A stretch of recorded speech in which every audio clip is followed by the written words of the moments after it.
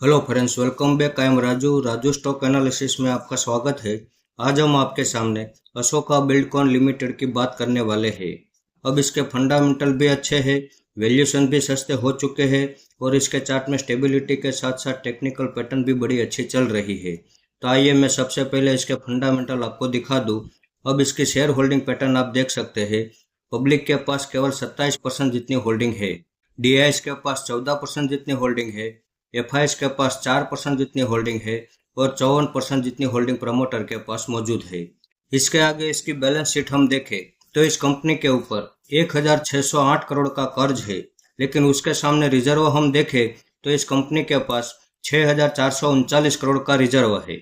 अब इनकी balance sheet में एक अच्छी बात मैं आपको बताऊं तो आप यहाँ पे देख सकते हैं, पिछले 4 साल से इनके कर्ज में कटौती हो रही है। उसके सामने रिजर्व का डेटा भी आप यहाँ पे देख लीजिए।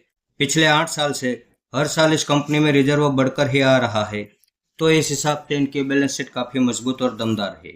उसके आगे प्रॉफिट एंड लॉस सेगमेंट में हम देखें तो 2019 के पहले ये कंपनी कंपलसरी लॉस कर रही थी, लेकिन 2020 के बाद अब ये कंपनी कंपलसरी प्रॉफिट पे प्रॉफिट कर रही है।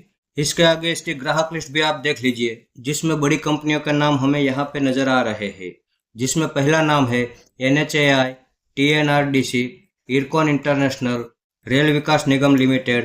तो ऐसी बड़ी बड़ी कंपनियां इसके ग्राहक लिस्ट में है। अब 2011 से लेकर अब तक का चार्ट आप यहाँ पे देख सकते हैं। ये हायर लो की पैटर्न से ऊपर की ओर मूवमेंट कर रहा है। अब इसने 2024 में 319 का ऑल टाइम हाई बनाया था और वहां से गिरावट करते हुए अभी 114 रुपये के पास ट्रेड कर रहा है। तो आज हमने इसमें यहाँ एक एंट्री कर ली है, जिसके स्क्रीनशॉट आप देख सकते हैं।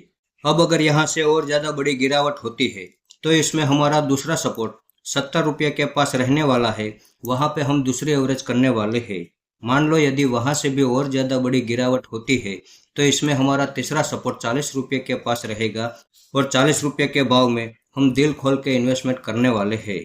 इसमें हमारा जो टारगेट है वो 400 रुपये के पास रहेगा, लेकिन 400 रुपये के भाव में हम सिर्फ और सिर्फ 75% होल्डिंग एग्जिट करेंगे और बाकी बचे 25% होल्डिंग लॉन्ग टाइम के लिए छोड़ देंगे।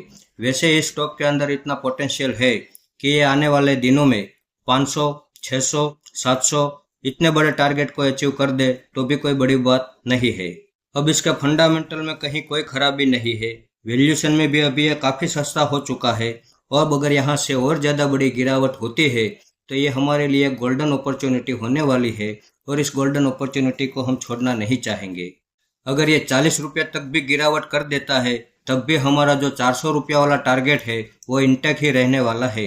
हो सकता है ये 40 रुपये तक गिरावट ना भी करे, लेकिन अगर वहाँ तक गिरावट करता है तो उसके लिए हमें पहले से तैयार रहना पड़ेगा और इसीलिए हम इसमें 3 टुकड़ों में एवरेज करने वाले हैं। अब अगर ये यहीं से बाउंस बैक कर देता है तब भी इसमें 400 रुपये का टारगेट हमें मिलने वाला है और अगर ज़्यादा बड़ी गिरावट करता है और उसके बाद बाउंस बैक करता है तब भी हमें 400 रुपये का टारगेट तो मिलने वाला है, क्योंकि इसके चार्ट में जो टेक्निकल पैटर्न चल रही है उसी टेक्निकल पैटर्न के बेस पर हमने ये 400 रुपये वाला टारगेट ढूंढ के निकाला है। तो इस कंपनी के ऊपर हम भरोसा कर सकते हैं और हमारा ये मानना है कि हमें शेयर बाजार में अगर प्रॉफिट करना है और अच्छा खासा प्रॉफिट करना है तो हमें उन्हीं कंपनियों में इन्वेस्टमेंट करना चाहिए जिसके फंडामेंटल अच्छे हो, वैल्यूएशन सस्ते हो और उनके चार्ट में स्टेबिलिटी के साथ साथ टेक्निकल पैटर्न भी बड़ी अच्छी चल रही हो। तभी हमें शेयर बाजार में आगे चल के अच्छा खासा प्रॉफिट मिलेगा।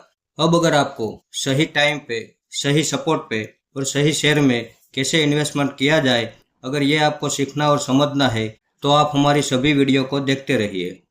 तो इस वीडियो को आप मेरी ओर से बाइंग या सेलिंग के रिकमेंडेशन ना समझें।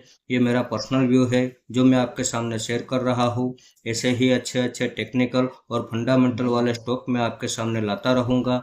आपने यहाँ तक मेरा वीडियो देखा उसके लिए आपका बहुत बहुत धन्यवाद।